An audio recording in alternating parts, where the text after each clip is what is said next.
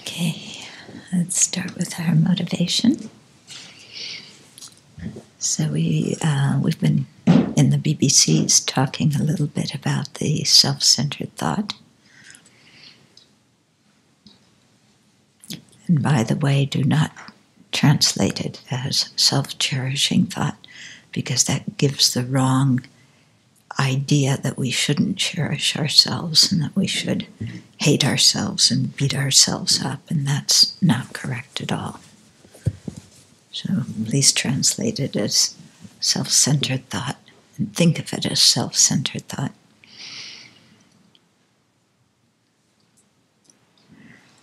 And how when it comes on, it's quite strong and it says, I need this.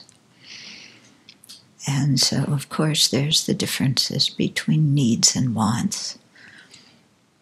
But that doesn't matter much to the self-centered thought when it arises, because every want becomes a need, whether it is one or not. But it's very difficult to fulfill all of our wants and to fulfill all of our needs also. With NVC, we're learning some skills, how to learn, how to fulfill our own needs. But still, we're not always successful. And so we need to learn, and I think this is a skill that everybody in samsara has to learn. And this is what fortitude means. We have to learn to have fortitude in the face of not getting what we want or not getting what we need, or of experiencing suffering or unpleasant things. When the self-centered thought is manifest, I don't know about you, but my self-centered thought says, if I don't get this, the world is going to end, or nearly. Yeah, so my need, my want is like all-consuming, and there's this idea that if I don't get it, I'm going to have incredible suffering. And even though I might look at it and say, well, it's not such incredible suffering, but still, I don't want that suffering at all. Because really it is incredible suffering, because it's my suffering. So I find it helpful at those times to step back and ask myself, what is going to happen if I don't get what I want, if I don't get what I need? What is realistically actually going to happen? When I ask that question, it becomes clear how inflated my afflicted mind has made the situation. Because I can see that I'm imagining all sorts of horrible things, and I'm imagining that I have no resources to deal with those horrible things. So on two accounts, I'm just transfixed by the possibility of the suffering that's going to come from not getting what I want. But really, when I look at that stuff quite clearly and ask myself, is it really going to be that bad? Is it true that you're going to fall apart and the earth is going to disintegrate?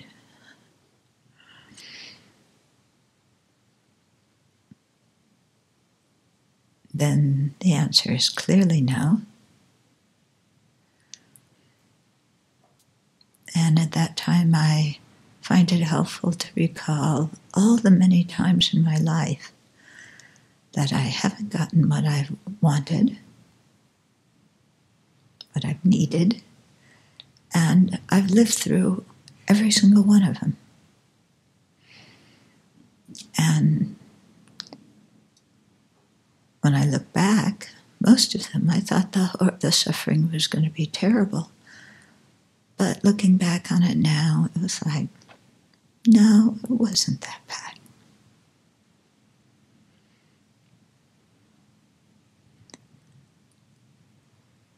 So doing that gives me more confidence that, it wasn't really that bad in the past. And so it's not going to be that awful right now, too, if self-centered thought has some frustration.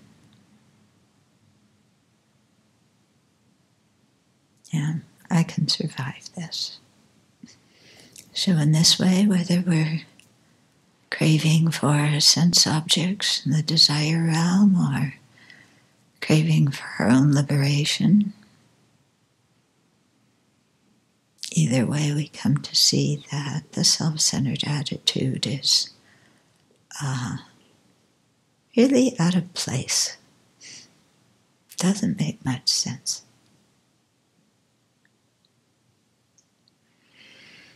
And so we let it go.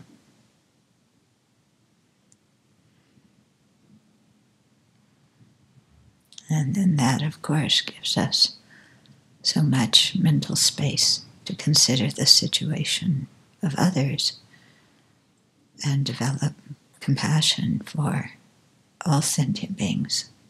And so motivated by that compassion, may we seek full Buddhahood. And may what we do this evening together be one drop in the bucket, leading to that aim.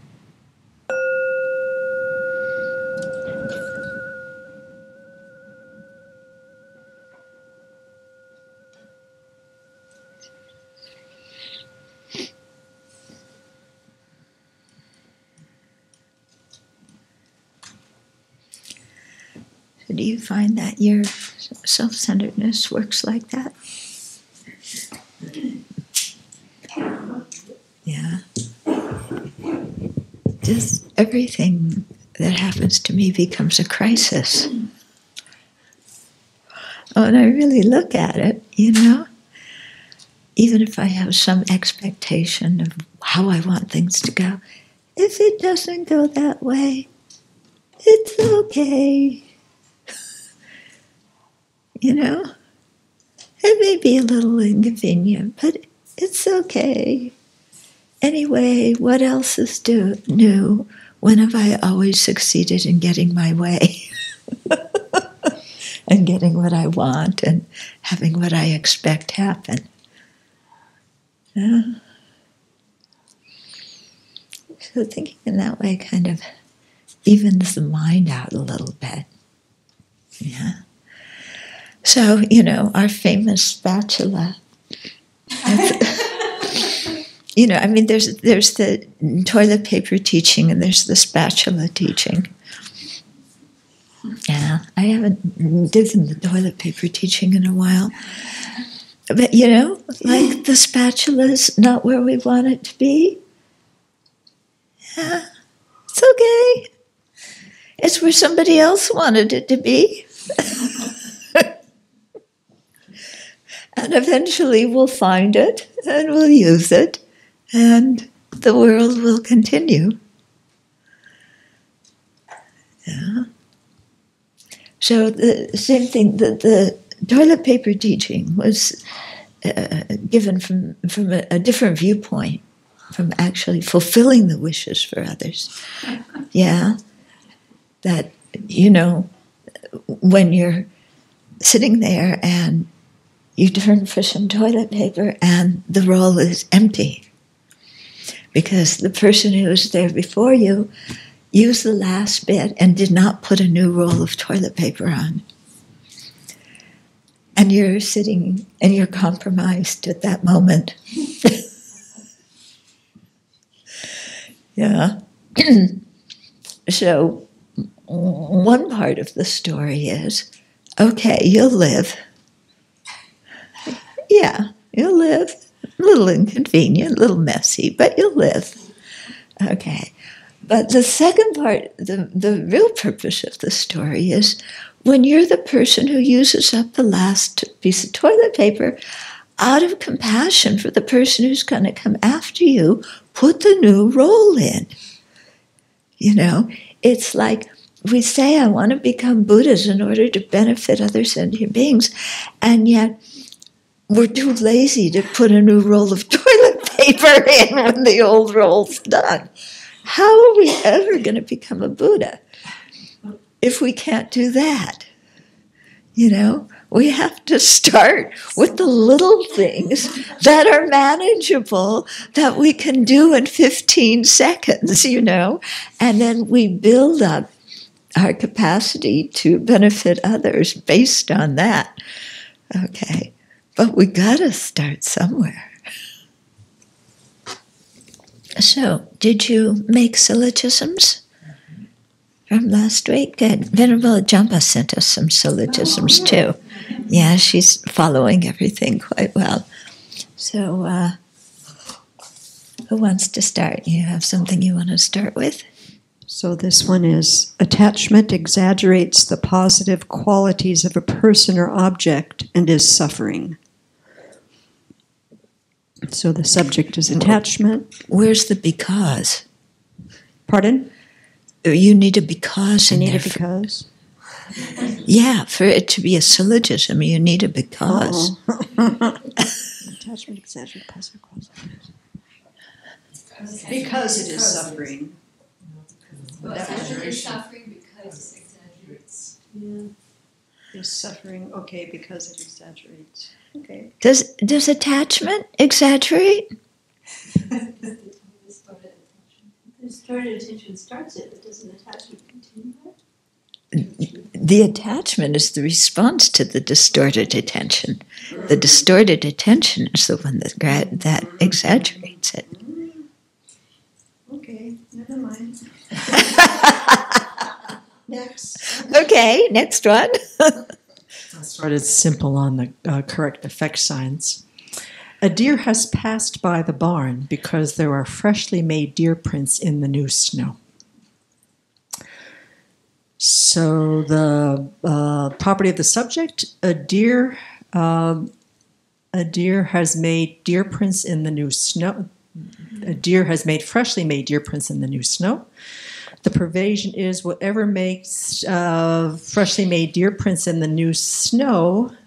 If there are freshly made deer prints in the new snow, necessarily, a deer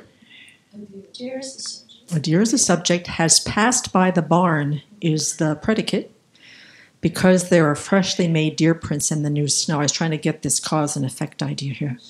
Yeah. But the predicate doesn't hold in the pervasion. Yeah, because a deer having passed by the barn doesn't mean that something, I mean, what you're trying, yeah. New prints by the barn? Yeah, freshly made deer prints in the snow. No, or how about take the space in front of the barn. Yeah, a deer has walked by there because there are freshly made. Okay. Deer prints there. So then your subject would be the space in front of the barn. There are freshly made deer prints. And the pervasion would be, if there are freshly made deer prints, then a deer has passed. Then a deer has passed by. Okay. So make it like the one on that hilltop. There is fire because there is smoke. So it's in the space in front of the barn. Freshly made deer prints. No, a deer has walked by Because there are deer prints in that freshly new snow by the barn. Yeah. So then the cause is there being fresh deer prints in the snow by the barn, and the result is... That's the effect. No. The deer is the cause. Yeah. No, wait a minute. No, you're going because there's the effect of the new deer prints. Then there must have been the cause, the deer walking in front of the barn. Okay. Okay, but the subject of your syllogism is that space in front of the barn. The space in front of the barn. A deer has passed because there are freshly made prints in that deer prints in that snow in that space by the barn. Yeah. I thought this was going to be an easy one. Okay. But think about the one about the smoke and the fire. You know, there's the result, the smoke, so then there's the fire. But the subject is on that Smoky Mountain Pass. Yeah. Okay. So on the area by the barn, a deer has passed by because there are freshly made deer prints in the snow at that area by the barn. Yeah. This one's quite similar. The subject, in the forest, there was a cougar because there are cougar tracks in the snow. Mm-hmm. I was going to say the yard, but I didn't want to give Bonima a heart attack. So the subject is the forest. Yeah. You may want to specify this area in the forest. So there. Yeah. Oh, yeah. Yeah, because otherwise there's a deer in the forest. You know, a deer has been in the forest. Cougar, A cougar, yeah. Looking for Venerable Nima.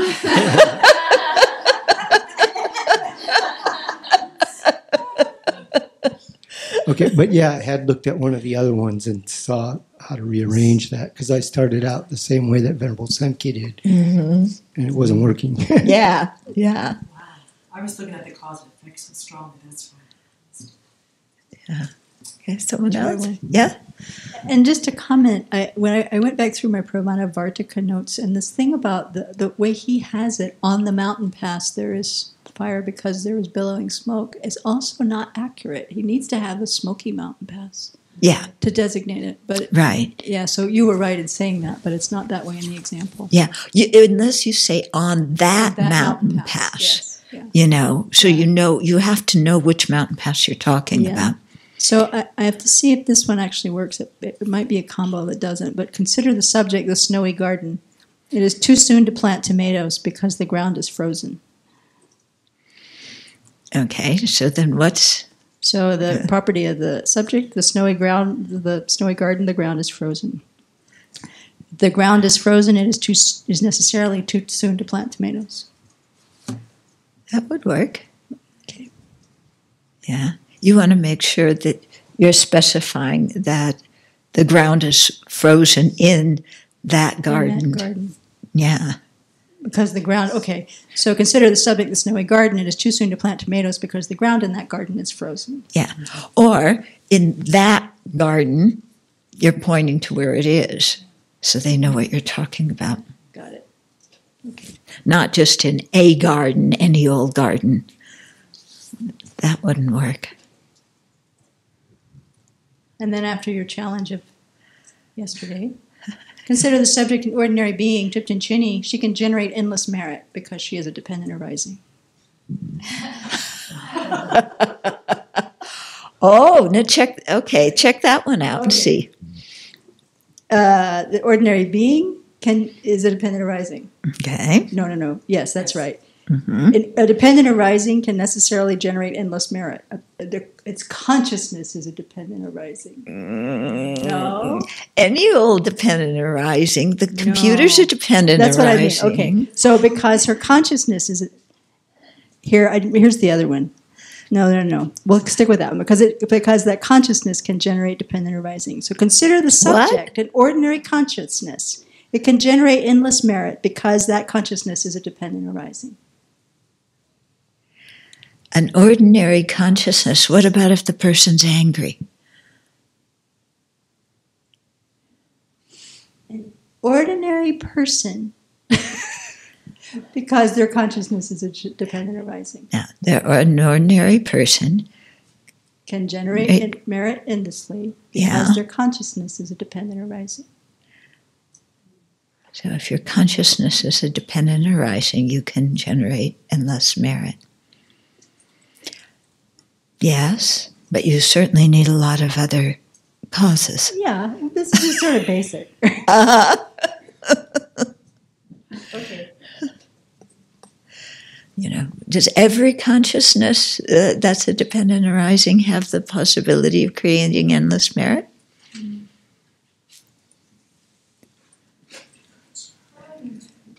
Every consciousness, can a grasshopper's consciousness create any endless merit?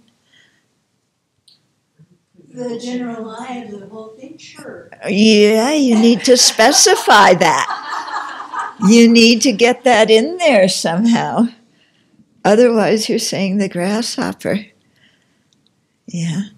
Maybe the continuum, take the continuum of an ordinary sentient being is merit. Because that mental consciousness is dependent arising. Mhm.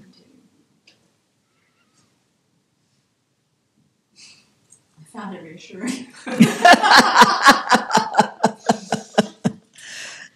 Okay.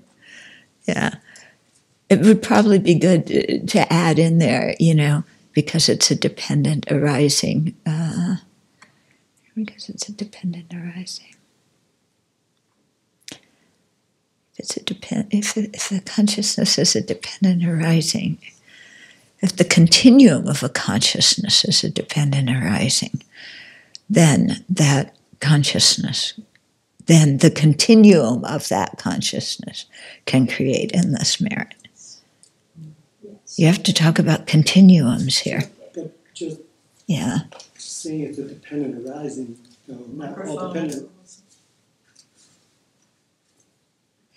Yeah, you can't just say because Most it's dependent arisings can't create anything. right. No, they can create Oh, things, they can't- but they they can't create merit. merit. That's why you have to say because it's the continuum is a dependent arising. Because it's a, yeah, Mental Continue. continuum of an ordinary being. is the subject, can create endless merit because it is a continuum that is, Mental continuum. a mental continuum that is a dependent arising. Right. Because, because of being a continuum that is a dependent arising, yeah. Yeah, that's it. Okay, good, yeah. I have a question with correct effect signs. Does the predicate have to be the predicate's the cause, and the sign is the effect? Not always. He gave an example about that on that island at night. What was it? There is no smoke because there is no fire. Yeah. Yeah, it was a non-object. Yeah. I noticed that had to be a negative in order for that to work. The non-observation. The absence of fire. Yeah, Because fire doesn't prove smoke, but the absence of fire proves no smoke. right.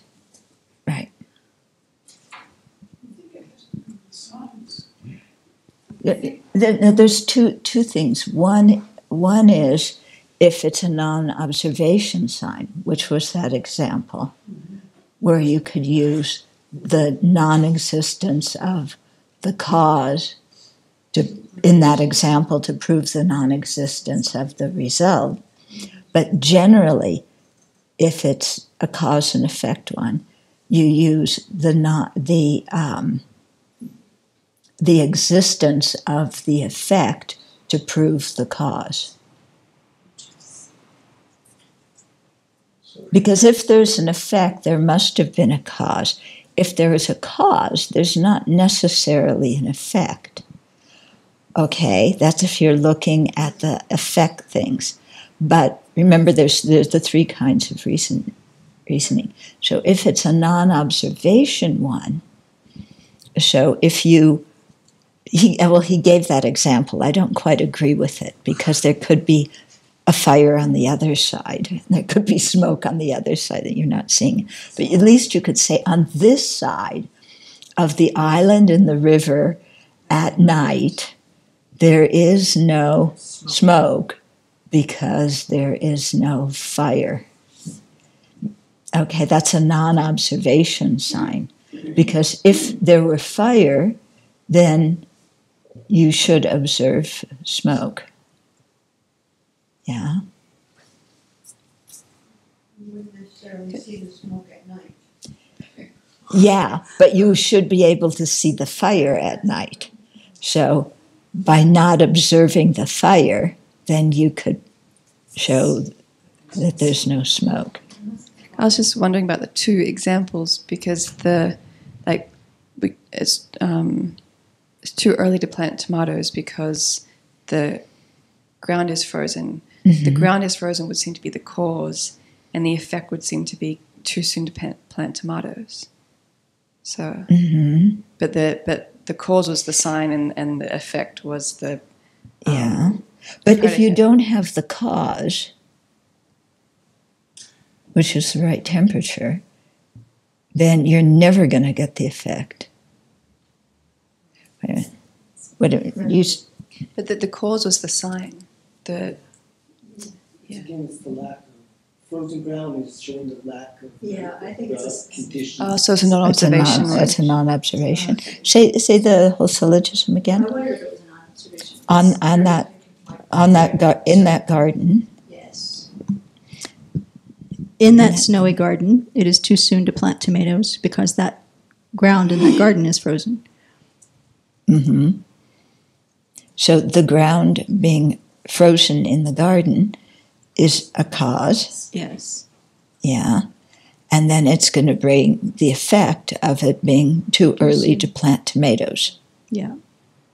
But what Venerable Love still saying is it's supposed The other way be around. the other way around.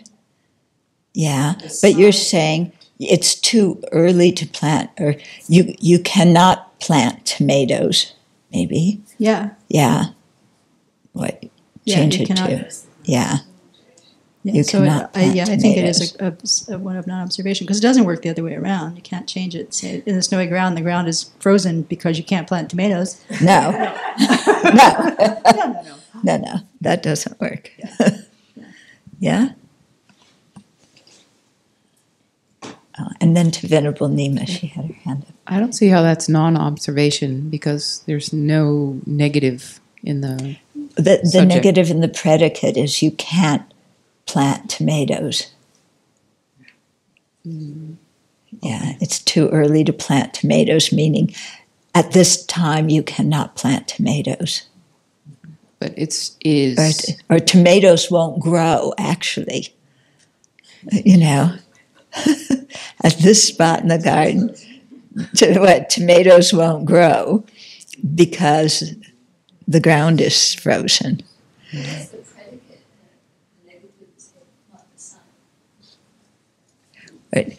In that spot in the garden, tomatoes will not grow That's the predicate we're trying to prove. because the ground is frozen. So in that spot in the garden, the ground is frozen. If the ground is frozen there, tomatoes will not grow.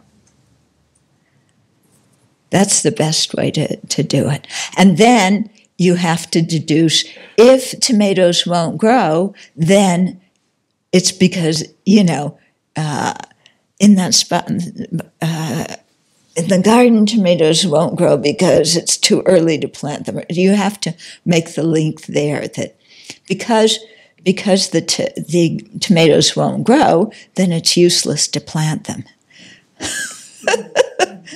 You can still plant them, but yeah. Can't. Oh, yeah, you can't. Oh, that's true. You can't plant them. Okay. I just wonder if is, like the wording, is too early. Yeah. Is that to be taken as a negative I necessarily? think it's better to reword it as at that place in the garden, tomatoes will not grow. So that wording would be important yeah. when you're making the syllogism. Yeah, I think Okay. that wording would be important. Yeah. Yeah, because what you have to deduce is if tomatoes won't grow, it means that it's too early to plant them. Yeah. So somebody has to realize that. Yeah, somebody may, tomatoes won't grow because the ground is frozen, but we can still plant them. Yeah. So somebody could say that. Then you have to. Huh? Yeah. Well, no, you can't get to. You have to get to the ground. But it's really good to put it out in the fall. Mm-hmm. Because then it but the comes up in ground's the not spring. frozen then. Yeah, but it just sits there till Yeah. spring. Yeah, but that's not part of our syllogism. It's good technique, but it's not part of the syllogism. Yeah. So are we ready to jump to another one? Are we ready to jump to another one? Yeah. So the subject, the mental factor of feeling, is an omnipresent mental factor because it always accompanies a main mind. Mm. Mm-hmm. It's an example of the nature. Yeah. Yeah, that's a good one. You want to hear some of Venerable Jumba's? Yeah. Okay. So she started out with the correct signs of non-observation. She gave 3 of them, because remember the homework was 3. Mm-hmm. Yeah. So the subject, hair on teeth, which is apparently, she said it's a German expression. It's like, a mustache on a turtle, the hair on your teeth. Okay, so hair on your teeth are non-existent because they are not products. Okay, so hair on your teeth is a non-product. Okay, it's not a product. And if it's a non-product, it's necessarily non-existent. Is that correct? No. Because why? What's an example of something that's not a product? Uncompounded space, true cessation. Okay. An apple is not inherently produced because it's produced by causes and conditions. This is a non-observation sign. How does that sound to you? Yeah.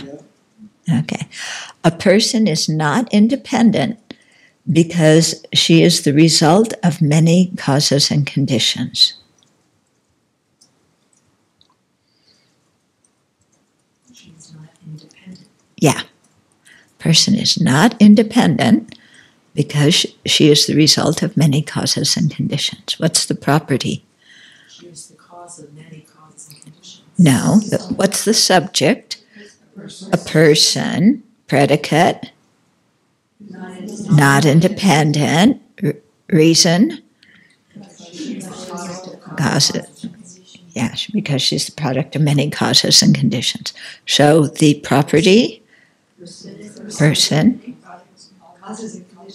is the result of many causes and conditions. That's true. And then the pervasion.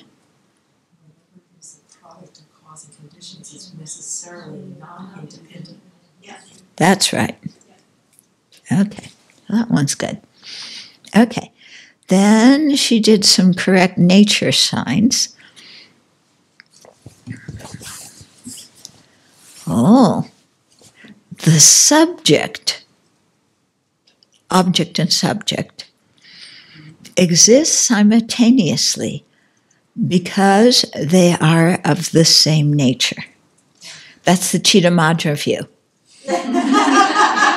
Yeah, she specifies that in the syllogism. So she said, this example is interesting. I don't think it will hold because if you apply the counter-pervasion, whatever is not existing simultaneously is necessarily not of the same nature. But even then it should be the same with, if it is of the same nature, it should necessarily exist simultaneously. So for Chittamadrins, subject and object, that's true for them. But for the rest of us, are subject and object the same nature?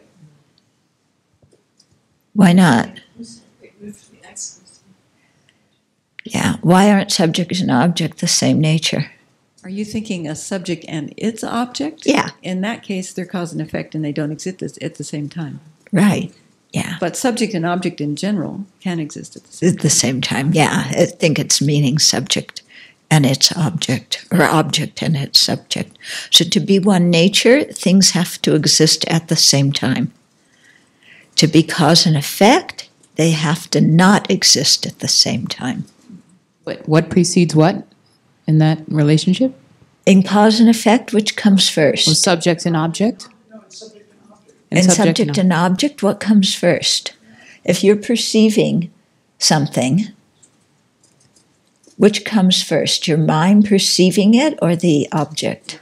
Which causes which? Aren't they a dependent arising? Yeah, they're a dependent arising, but that doesn't mean that they exist at the same time. Well, like it's the act of observation. It's a subject and an object coming together, right? That's what produces the. Now we're talking about the subject being the mind cognizing the cat and the cat. Okay? Do those two things exist at the same time? Really? So that one doesn't cause the other. Okay, so it's the mind perceiving the cat, not just the mind. No, it's the mind perceiving the cat. Okay. Yeah. Which one comes first? The mind that perceives the cat or the cat? The object. Yeah. Because you need to have an object that is, that connects with your faculty that then cause the consciousness, the perceiving consciousness to arise. But doesn't the consciousness depend on an object to arise? That's the point. Yeah, the mind perceiving the cat depends on the object, the cat, to arise. Okay. Okay. If you're talking valid minds and valid objects, then we say those depend on each other in general because you establish them in relationship to each other. But generally, if we're perceiving something,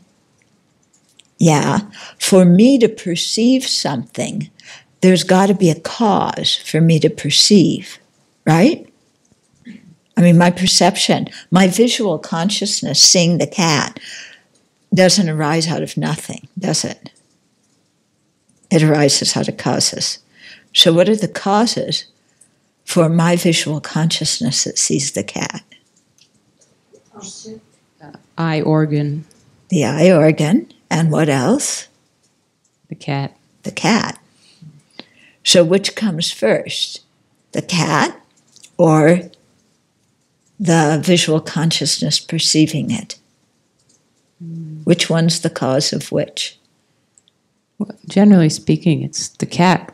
But I just remember hearing teachings where, what you're getting confused about is when we talk about establishing reliable subjects and reliable objects, we say that they depend on each other. They're established in relationship to each other. But that has nothing to do. Being established in relationship to each other doesn't mean that they have to be simultaneous. Yeah, there's two kinds of relationship. Okay, one is the relationship of being the same nature. Yeah, like the color of the book in the book. And two things that are of the same nature exist simultaneously, because if one doesn't exist, the other doesn't exist. Cause and effect is the other kind of relationship, and cause and effect, a cause and its effect, or an effect and its cause, cannot exist at the same time. You always have to have the cause before you have the effect of that cause. Don't you? You have to plant the seed before you have the sprout that comes from the seed. You don't have the plant and then plant the seed for it. Okay? I mean, this thing of cause coming before effect, this is how we run our whole lives. We make our decisions to do a certain act to bring about a certain effect. If that effect already happened, then you don't need the cause. Okay? Think about it some. Okay? Yeah. I was going to ask a question that I may be mistaken, but is that the view of the Prasangikas? Because if I remember correctly, in the mind-only school, don't they say that the mind and the subject arise at the same time? Yeah, that's why in the subject and the subject and its object, or the object and its subject. Yeah, that's why she said exist simultaneously because they are of the same nature. And then she puts in parentheses Chittamatra view. And she says, this example is interesting. I don't think it will hold because and then she gives this thing of the counter-pervasion. But if the counter-pervasion doesn't hold, the pervasion's not going to hold either. Okay. Now here she has, some things don't exist simultaneously, but are still of the same nature. Oh, now here, okay, now this is interesting. For example, Thupten Jampa's future corpse and her body today are of the same nature.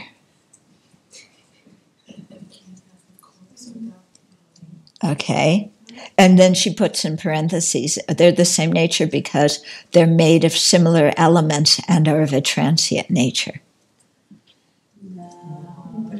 No. Being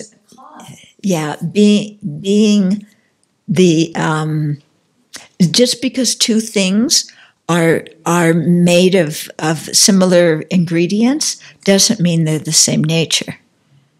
Okay, a cake made with raisins, or a cake made with flour and over here, and the pie made of flour over there.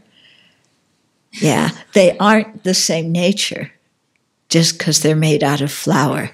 Yeah, so, this is something too important because for things to be of the same nature, they have to exist at the same time. If you eat the pie, you can still have the cake. And if you eat the cake, you can still have the pie. So this is much better than having your cake and eating it too. You have a pie and a cake. Then you can eat one and save the other. Okay. Okay. So this is important to understand about one nature. Okay. It doesn't mean that they're made of the same type of stuff. Okay. The future corpse is not yet a material object, so they're not even made of the same thing. One is a mental. One is a abstract. Yeah. A future object is it's not a form, is it? It's a demanduce, a abstract composite. Yeah. Okay. Here's another one. The subject, a good practitioner, set the conditions for a precious human life. I think she means has the conditions for a precious human life because she is practicing ethical conduct, or maybe she means a good practitioner is creating the conditions for a future precious human life. Because she is practicing ethical conduct, the 6 perfections, and making prayers. Okay. So subject, good practitioner. Predicate, causes for precious human. Okay. Reason.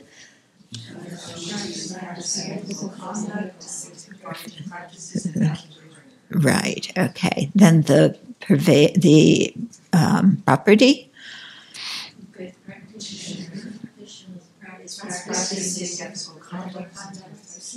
Yeah. Someone practicing those things. Okay. Then privation. Whoever is practicing ethical conduct, 6 paramitas, and aspirational prayers necessarily creates the conditions for a future precious human rebirth. Nice. Okay. First, I think you have to specify prayers for a special human rebirth, or prayers for awakening. It can't be just any old prayers. You know, like the prayer, may I win the lottery or something. Okay. Yeah. Now the question is, okay, so that person's creating the conditions for precious human life. What about if you made it the subject, a good practitioner will attain a precious human life because she is practicing ethical conduct, 6 perfections, and making prayers for a precious human life? Questionable. Yeah. Sadly. Yeah. The person is creating the causes for that. Whether they will have that, what could interfere? The 5 heinous crimes. Yeah. Almost anything. or destroying your virtue. Yeah, by anger, destroying. I mean, because that karma will eventually ripen. Okay, so you can't just say because anger arises at the moment of death, because maybe that karma doesn't ripen in the very next life, it ripens beyond that. But if you want to say it's never going to ripen, then you have to say it was destroyed, and that's by anger and wrong views. Maybe you could go with will ripen as long as you're not specifying that it's the very next life. Right. Well, you can't even say it will ripen because somebody can destroy their merit. Yeah?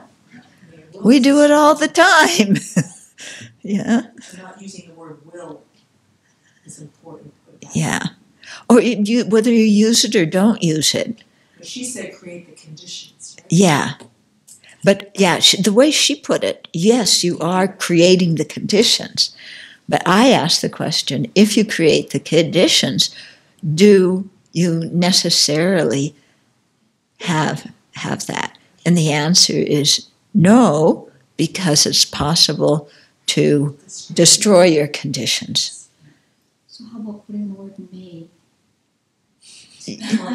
Yeah, yeah, might. But then that doesn't tell you much, does it? It's like, well, maybe. Okay. Then the 11th pension lama is missing because his whereabouts are unknown.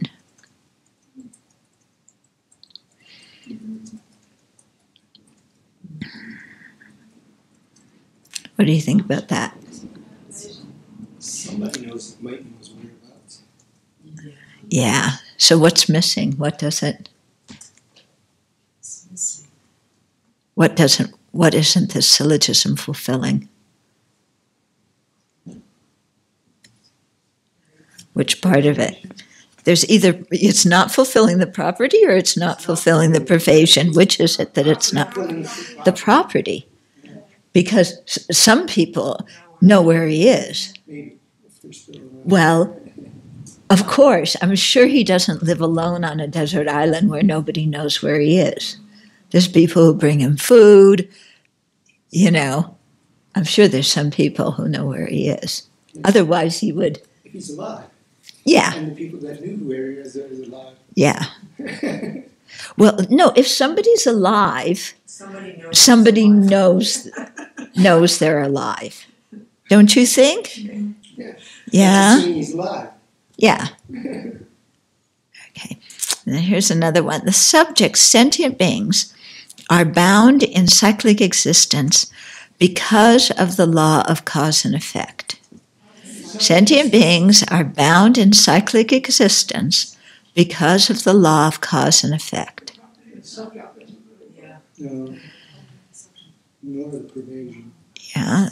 Sentient beings, yeah, because of the law of cause and effect. Or even if you said sentient beings are bound in cyclic existence because of being under the influence of cause and effect. Yeah, my glasses are under the closet. What's not right about that? What's the subject? Predicate, existence, reason, put in because of being under the influence of the law of cause and effect. Okay, then. The circle is the wrong one. The bigger circle is the wrong one. Oh, you got to say something more. What isn't working? The sign is.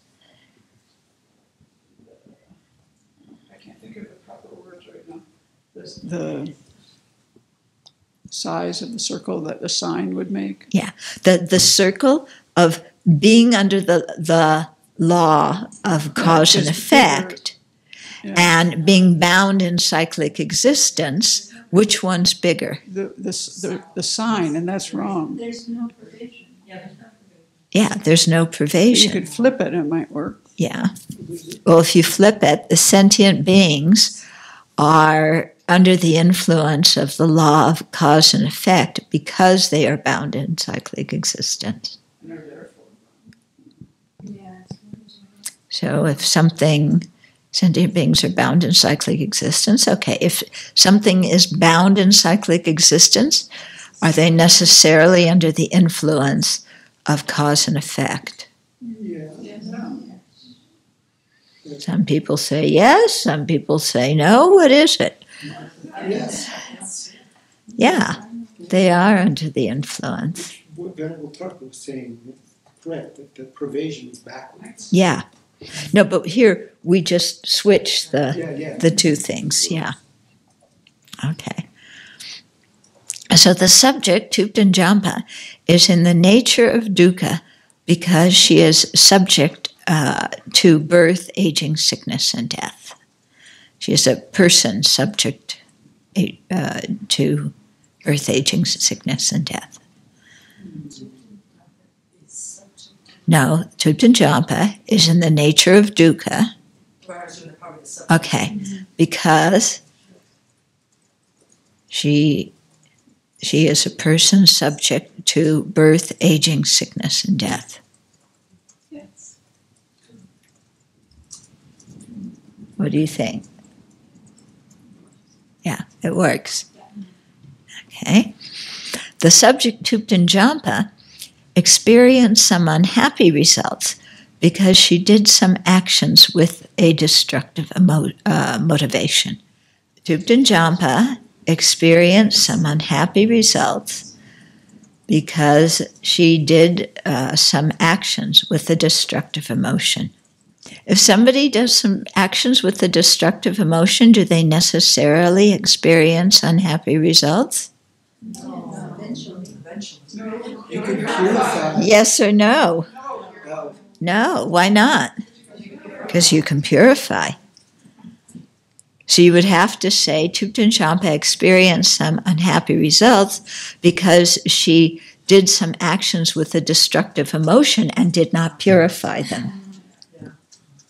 You have to add that other bit, otherwise the privation doesn't work. And actually, I don't know about the time frame, but you would have to say that the predecessor of Tuptanjampa did a negative Yeah. action. I mean that Right. Tipton-Janpa felt and experienced unhappy results because the predecessor Sir, did yeah. and didn't purify. Yeah, because the person in a previous yeah. Then there would be no property of the subject.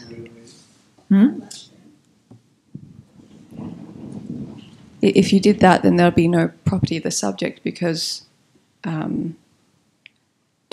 Tipton-Janpa, because the predecessor did the action. Right. So then that still wouldn't work. Yeah, but sometimes when we say like Tipton-Janpa, we mean this life. Sometimes we mean the continuum, but we just say the same words, even though we're meaning something different by the same words. Because we say, oh, so and so died, and they were reborn as a whatever, as if it was the same person being reborn. We say that, and everybody understands it. But literally, it's not correct. Because, it's a different person that is reborn. You have to say, so-and-so, the continuum of so-and-so was reborn. So can we play this through then with the change? Okay, so Tipton-Janpa experienced some unhappy, the continuum, or you can say, we can say Tipton-Janpa experienced some unhappy results because her continuum in a previous life did some actions with a destructive emotion, and those actions were not purified. Or you could just say someone in a continuum. Yeah. Or you could say Tipton-Janpa, the continuum of Tipton-Janpa experienced some unhappy results because she had seeds of negativity in her continuum. That puts it all in the same life. Or if you could say Tipton-Janpa of this life experienced some unhappy results because in her previous continuum, In her current continuum, she had some seeds of. Oh, she had some seeds. Yeah, she had some seeds. Yeah, implying that you have the seeds because you created the actions. Yeah, that would work. Okay. Anybody else want to go through? Yeah. Yeah, it's good. I mean, do you find you're learning a lot by going through these? Yeah. I mean, we're learning Dharma, but we're also learning to think clearly. Yeah, do you see that? How it's really making you think clearly and exactly what you need to say to communicate well? And then, then hopefully that will apply, because so often we can see we have misunderstandings because we use words and we assume that other people know what we mean, and we're not being clear. Yeah, and so really helping us to be more specific about things. Yeah. Not sure if this one works, but I was trying to be a correct sign of non-observation. The subject, a person who has had a direct realization of emptiness, will not take rebirth in the lower realms because they have eliminated the cause for lower rebirths. Because they've eliminated the causes. Cause for lower rebirths. That's the bit that I'm not sure I phrased it right. I didn't know how else to do it. Okay. So what's... So the subject, the person who has had a direct realization of emptiness, Okay. will not take rebirth in lower realms because they eliminate the cause for lower rebirths. Okay. So what's the property? Or what's the subject? Person who's realized emptiness. Directly. Okay, so Patha Singh, then predicate. Will not be reborn in the lower realms. 3, reason. Because they've eliminated the cause for lower rebirths. Okay. So then what's the property? Just directly. Has eliminated the causes for rebirth in the lower realms. they've stopped creating the causes. Yeah. They haven't necessarily taken all the seeds out of their mind stream. They've eliminated the possibility that they'll ripen. Yeah. So that's, Yeah. Yeah, they've eliminated the possibility that they ripen. That's why they won't take a rebirth. Yeah. which is one of the necessary causes. Yeah, and actually that happens before the path of seeing, but it's a good thing. By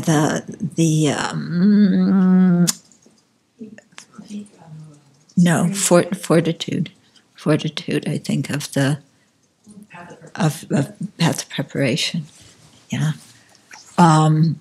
Okay, so then it would be that we'll stick with the person on the path of seeing. The person who's realized emptiness directly will not take a rebirth in the lower realms because what's the new reason? We have eliminated the possibility of ripening. Yeah. Because they've eliminated the possibility for the seeds for lower rebirths to ripen. Yeah, because they've eliminated the possibility for the seeds of lower rebirths to ripen. The subject, the glass, is half empty because of being something that is only half full.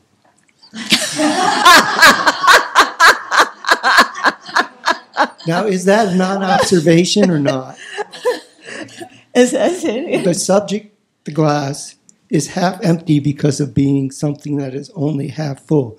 Is being half empty, is that non-observation or no? It's half empty. It should have to be under nature. Nature, if it's half full, it's not cause and effect. Yeah. So is it nature or non-observation? Yeah, because if it's something that is not, something that is half full is necessarily half empty. So all the non-observations are either one or the other of the other two, right? Yeah, kind of like that. But half empty is not a negative, is it? It's only half a negative. Yeah, that's right. It's only half a negative. It's something, it's not positive absence. Yeah. I had another one that's kind of funny. It's suggestive. Like he gave one example that's suggestive, so it is, like that. The subject is not the predicate because of being a subject. Wow. So you can have the subject and the sign being the same thing, but you can't have the predicate and the sign being the same thing. Is that correct? Well, you can't really prove something if the subject and the reason are the same thing. Yeah, that's like her first. He has an example of it in his book, though. I think. What's the example? It's. Yeah, the predicate and the reason can't be the same, but the subject and the reason doesn't prove anything either. Yeah, there has to be. He showed him being the some same difference. somewhere in here. I remember scoffing at it at the moment. Yeah. Can I do another one? Yeah. The subject, the selfless, is permanent because it is a group that includes both permanent and impermanent phenomena. Mm-hmm. The subject, selfless. The selfless, the category of the selfless. The subject, the selfless, is permanent because it is a group that includes both permanent and impermanent phenomena. Yeah.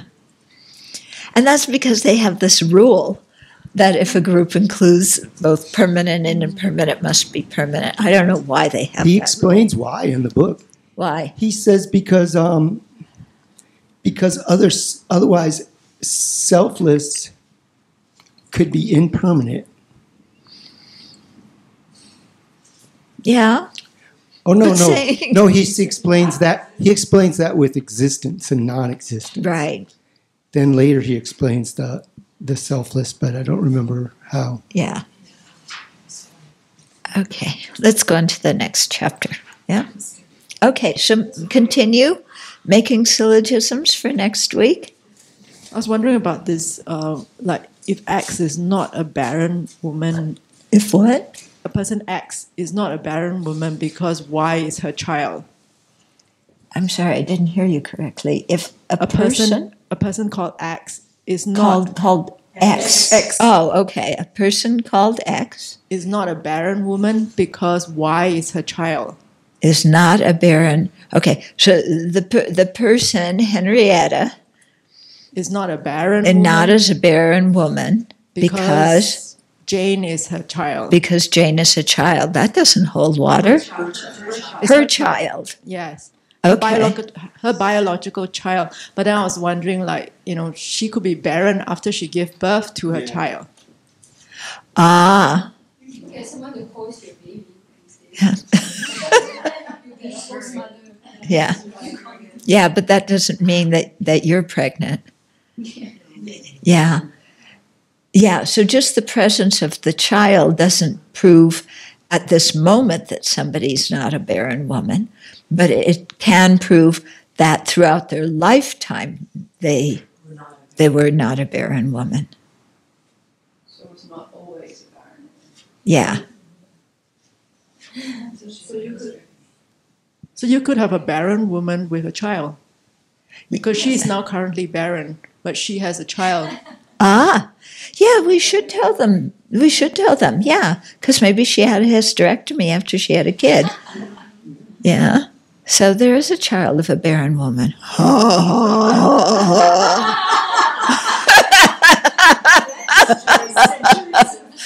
Yeah, that's a good one. We should tell them that.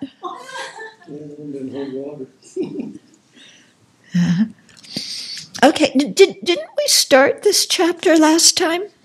Which chapter? Chapter 9? We didn't start it at all. Okay. So here we're getting into basic Buddhist ontology.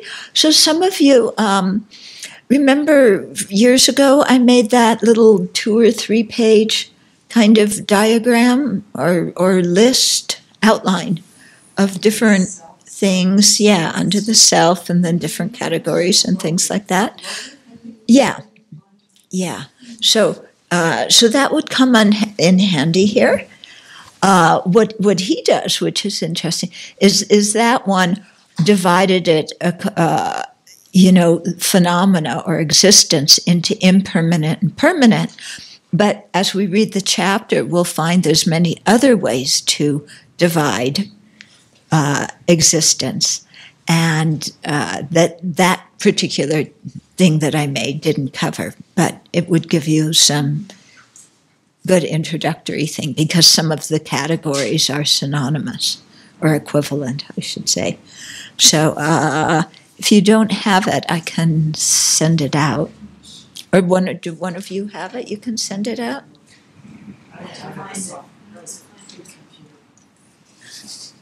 Okay. And then I don't know how to get it to the people online. Some of them may have it.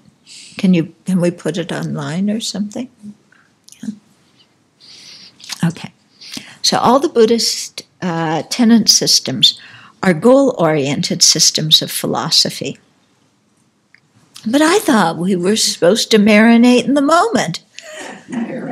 And that's what my niece says, marinate in the moment. I think that's a good thing, yeah? Rather than be in the moment, marinate in the moment. Okay, you're marinating. Okay, so what's the story here? We're practicing something that's goal-oriented. And at least some traditions of Buddhism are saying just be here now, Yeah. Huh? No striving. No, yeah. Don't push. Yeah, don't be goal-oriented. Be content to create the causes. Yeah. Well, some people are almost doing it like don't even think about creating causes. Just be in the moment. Okay? So what do you think about that, just being in the moment? Why? Well, why do people say that? Just be in the moment. Because there's lots of traditions that say that.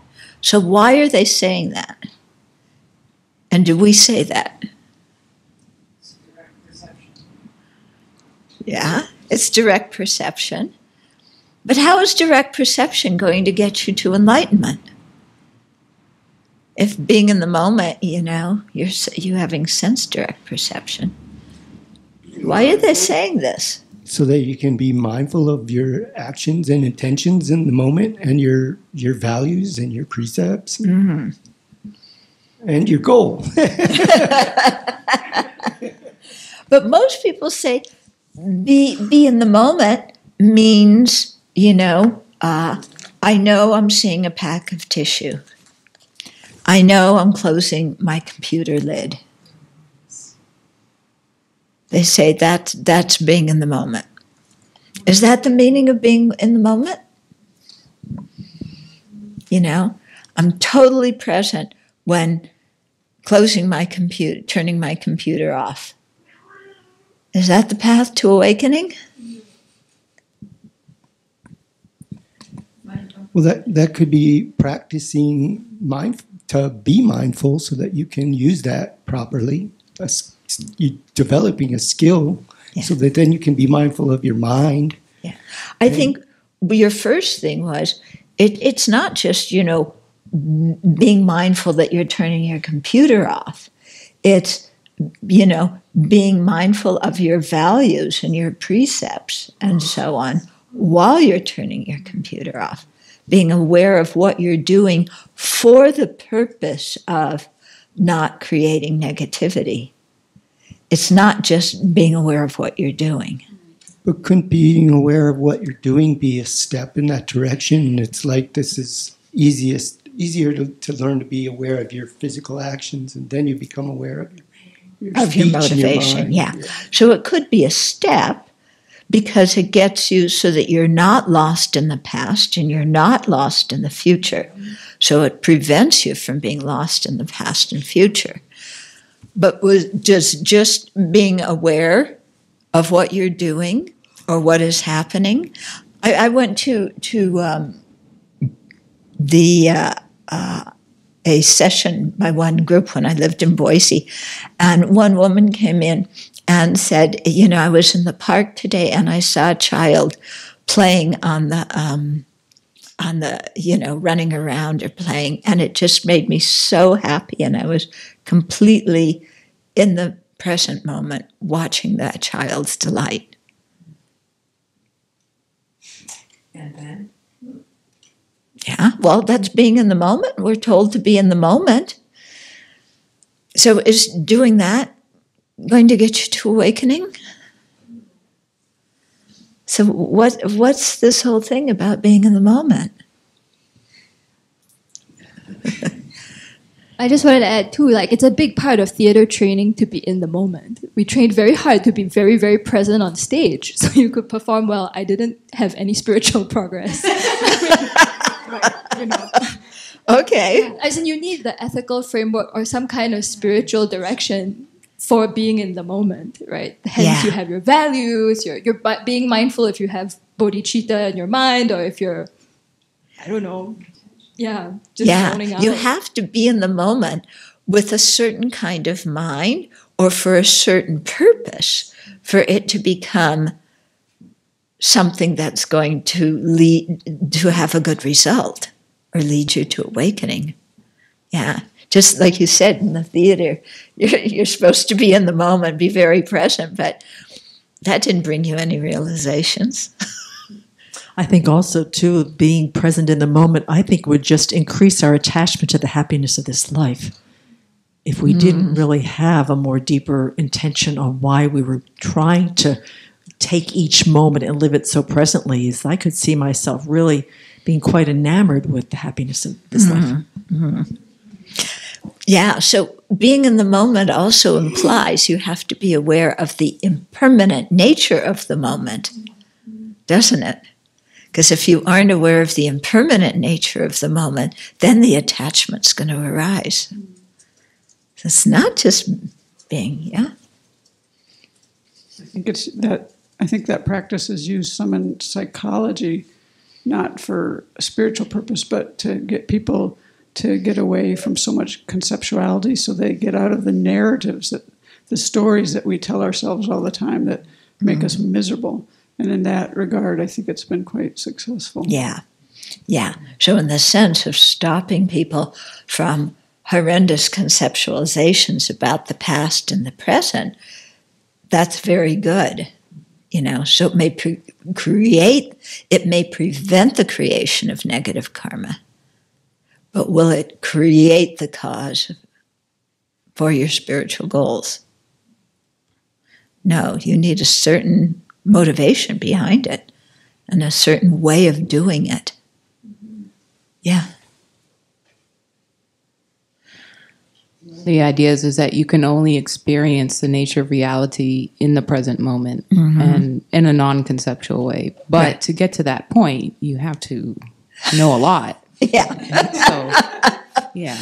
Yeah. They kind of just Yeah. leave out the whole Our first ultimate part. goal is, you know, non-conceptual in the moment. But to do that, you have to train with a lot of conceptuality first. Yeah.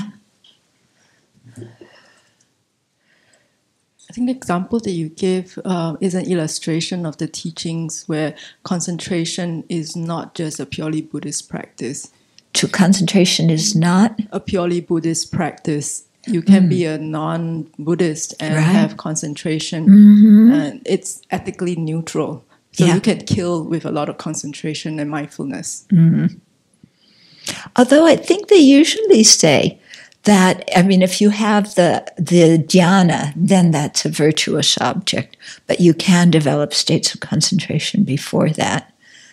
Yeah.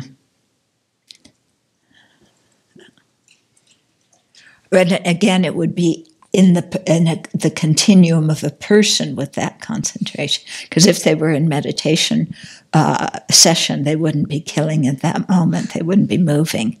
So you'd have to say the continuum of a person. Yeah. I'm just curious too if you think the idea of being in the moment helps with kind of accepting where you are in your practice. I asked this because I asked someone, what are your spiritual goals for this year? Right, they're taking time off of work. And then they said, to attain first jhana. But I don't have expectations. I was like, what do I write back? That's my goal, but I don't have expectations. Yeah, or to have direct realization of non-self. And I thought, oh dear, I just remembered, so like, you know, the stories you tell us about the spiritual goals you set for yourself, I've always found very helpful. Like, with your brother asking you, what's your goal in 5 years? To be a kinder person. I'm like, okay, I can buy off on that. Yeah. That I can work towards. I don't know. So I'm, you know, when we talk about a goal-oriented system, if you get into that whole, like, yeah, first jhana by December. Yeah. Yeah, that's going to be difficult. But they do say, you know, when you generate bodhicitta, try to attain awakening in this life, but don't expect it. So there's a difference between your goal to try to attain something and your goal being to attain it. Yeah. Yeah. But you're right, when you have a specific goal like that, then you're going to drive yourself crazy. It's like, oh, it's December 29. I'm still, you know, I haven't even gotten to the, I'm still thinking about pizza. I haven't even gotten to the second stage of sustained attention, you know. Did you have something? Oh, okay. Okay, so that's an interesting thing, and I think, you know, and I stopped here to talk about it because so many people say this, and I think when people say that to us, or people ask us about it, we should be able to answer in an intelligent way. Yeah, in other words, does Buddhism mean, yeah, you're in the present moment, so you don't have any plans, you don't have any goals. Yeah. I mean, and when you hear like Dzogchen, you know, give up thoughts of the past, gives up thoughts of the future, does that mean you never think about the past and future? you're going to be a mess. Yeah. Yeah, it's going to be kind of messy. You remember Miriam? Yeah. So, she got quite senile, and one time Janet, her daughter, brought her over, and we were visiting. And I always loved Miriam. She was like my absentee mother or something. But Janet said, she's on one time zone. It's the present. And whatever, it is, it's now. It's not the past. It's not the future. And so it's interesting talking with someone when there's only the one time zone of the moment. Yeah. Yeah. So you can see it does pull you out of all that conceptualization about the past and future. But, yeah, for what? You have to have a purpose for doing that. It's a good purpose, but, is it just, yeah. Yeah. I don't know that our kiddies think much about the past and future. Yeah. Unless it's dinner time. Yeah. Huh? Unless it's dinner time. Yes. Yes. Then it's thinking a lot about the future. Okay. So all the Buddhist tenet systems are goal-oriented systems of philosophy. They are presented for the sake of laying out clearly a definitive and final explanation of what exists in order to inform practitioners about the nature of things. They do not undertake to discover what exists for the sake of knowledge alone. Rather, they proceed with the assumption that the knowledge of what exists will liberate. So this is a big difference between Buddhists and scientists. Yeah. His Holiness always talks about the similarities. Both want knowledge. Yeah. And both want to learn. And he does tribute, science, the goal to making the world a better place. But that's, I think, for some scientists, it's just the intellectual curiosity that is motivating them. And even if it is, the motivation is to make the world a better place, there isn't the idea of liberation. But certainly it doesn't hurt anybody at all to make the world a better place. Okay. Have you noticed that after you talk debate, then every time you read a sentence, it's like, yeah, is that sentence really, I remember after teaching this class once, I went to write a letter, and it's like, well, I can't write this letter, Yeah. I had a friend, one of my old friends in Dharamsala. He's a layperson, but he did all the training in the dialectic school. And he told me at one point he had a relationship with a woman, but it just wasn't working because everything she said he would take issue with. So, that isn't a correct syllogism. That doesn't make any sense. He said the relationship didn't go very well. Yeah. That's interesting. Thus, the first thing to do is to lay out the basic understanding of what exists and what does not exist, as described in the system of philosophy that serves as the basis for Buddhist reasoning and debate. However, for our purposes here, remember that you do not have to believe this stuff in order to get on with learning Buddhist reasoning and debate. Very true, but, then you're losing your whole purpose. Of course, I find the descriptions very compelling, I admit, but you do not have to. Rather, and actually this is helpful because when you get into how they talk about some of the sense objects and the division, the types of sounds, the types of flavors and stuff like this, and colors, it's so different from our way of doing it, or even their view of the elements. Everything. You have a molecule of earth and a molecule of water and stuff like that. So it is true. You don't have to believe everything because, you'll remember when Geshe Take was here, and so many of the refutations in Aryadeva were about partless particles. Yeah. So do you believe in partless particles? Maybe after all those refutations, you start to. I don't know, but it's interesting in those times. Even though the basic way they're setting things out, we may not believe, but the way the argument is created is very helpful, and what it's getting us to think about is helpful. Okay, so we can leave that sentence in. Oh, so now you have somebody who's teaching, who's going through a debate book, who's also an editor reading something. I can't read anything nowadays, without my mind. No, better to word it this way. Okay. Of course, I find the descriptions very compelling, I admit, but you do not have to. Rather, you just need to understand how these terms are used in this system of reasoning in order to understand the examples and the entire presentation in this book. Once you have done that, you will be able to apply the style of reasoning to whatever you are interested in. In fact, the entirety of the analytical system presented here could be expressed in terms of mathematics, biology, law, medicine, or any field in which there are clear definitions.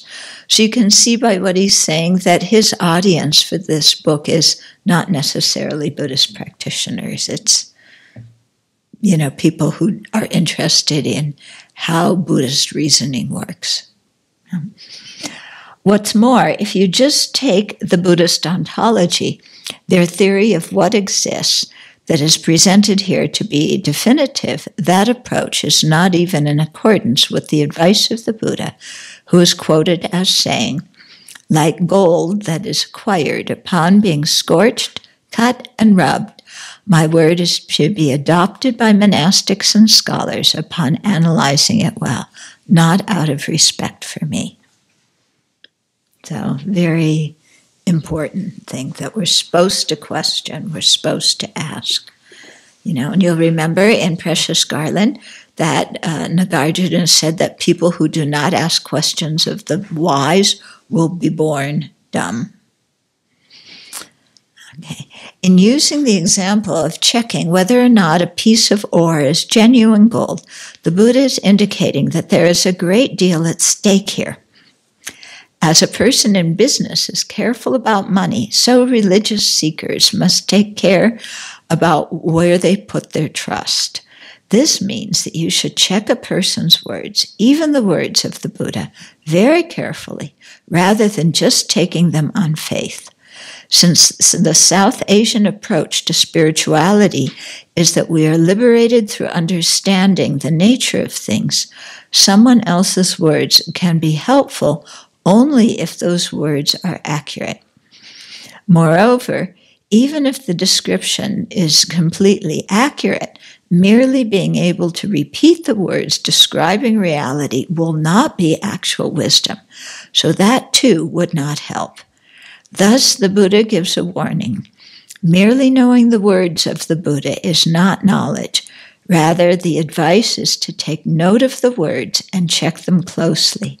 Then you may gain knowledge. So this is important. Just knowing the words is not our goal, okay? We have to check if the words are accurate.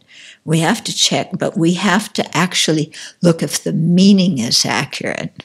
That's what we really have to look at, okay? So he says the advice is to take note of the words and check them closely, by seeing if the meaning is accurate or not. And in that way, we'll gain knowledge. It's not just about remembering the words. Yeah. And I want to add something, because Venerable Damcha sent me do you want to describe what you sent me? What's happening in Singapore? Yeah. Yeah. Huh? Yeah, so basically Ling Rinpoche is going to be giving 3 days of puja in Singapore, and all of them are like initiations. He's not giving Dharma teachings, is what I can see.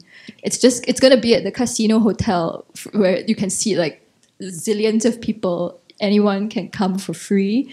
And he's giving like doing Hayagriva puja, Hayagriva initiation, and then Dorje Namjom.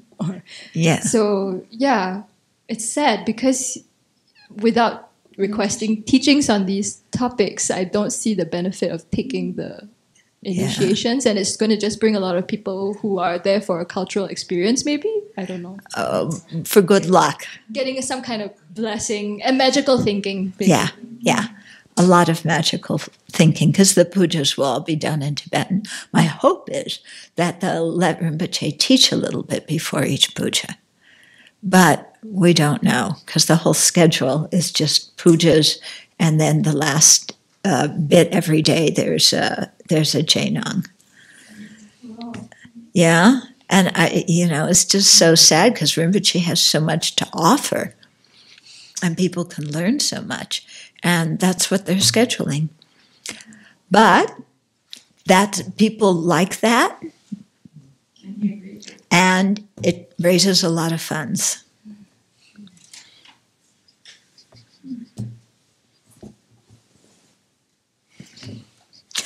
But they do get some Dharma imprint, and they do meet Rinpoche, so that's good. So maybe in future lives that will ripen, and, they'll be able to learn something from him. Okay. So you want to call that Dharma Center, and don't you understand who's coming there? It's just interesting, with such a young teacher, that he would have a group of advisors that they're agreeing to this. Yeah, but the thing is, the way things work is the people who invite him request certain things. Yeah. And as a High Lama, he's also under a lot of pressure to bring resources to the monastery.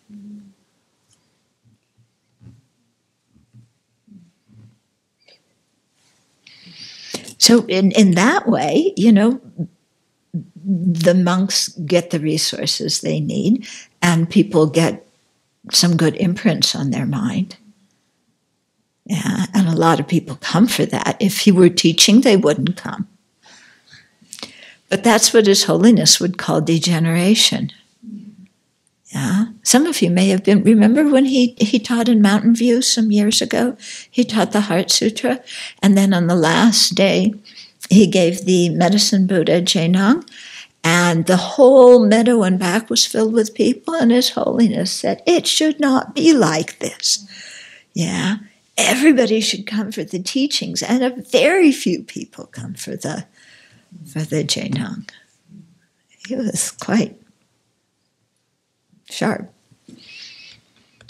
More off topic, by the way. Yes?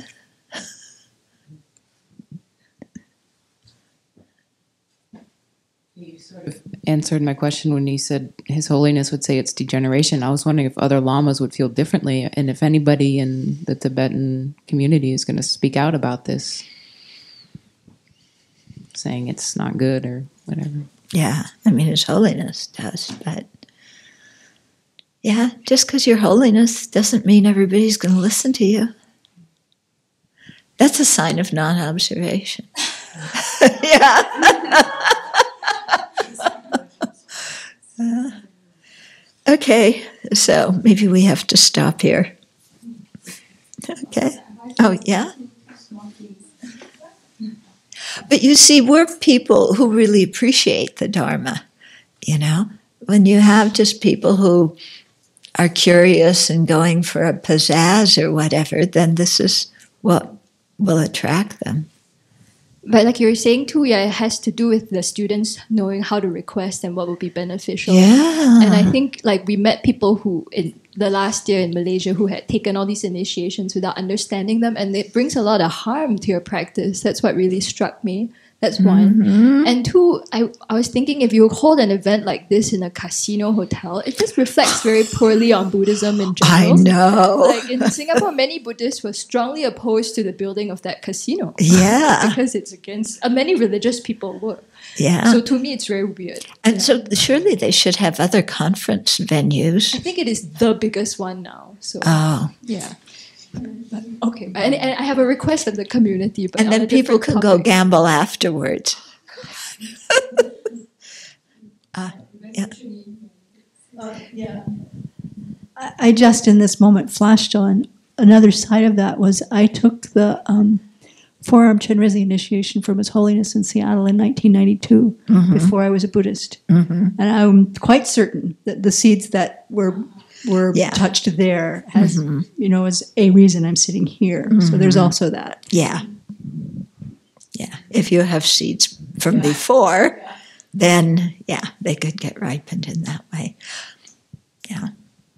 I have a separate question for everyone. Because when we were trying to do the correct effect signs, and you told us to try and prove something positive, right? So I was trying to do one about making progress in my Dharma practice. Okay. So no, I'm not going to read it out, but I'm just curious if that's something other people might think about. Like, can we make syllogisms that show ourselves we have progressed? And what would those be? Yeah. So let's do that for next week, okay? I mean, still some more of the three kinds of syllogisms, but let's try and do some positive ones instead of proving how bad we are. When the monks do the shows and the song and dance things, who have said they went and they were so moved by the ceremonies that then they decided to investigate Buddhism. So that definitely can happen. So let's hope it happens to all the people who go, and so that next time they all want to hear teachings from Rinpoche.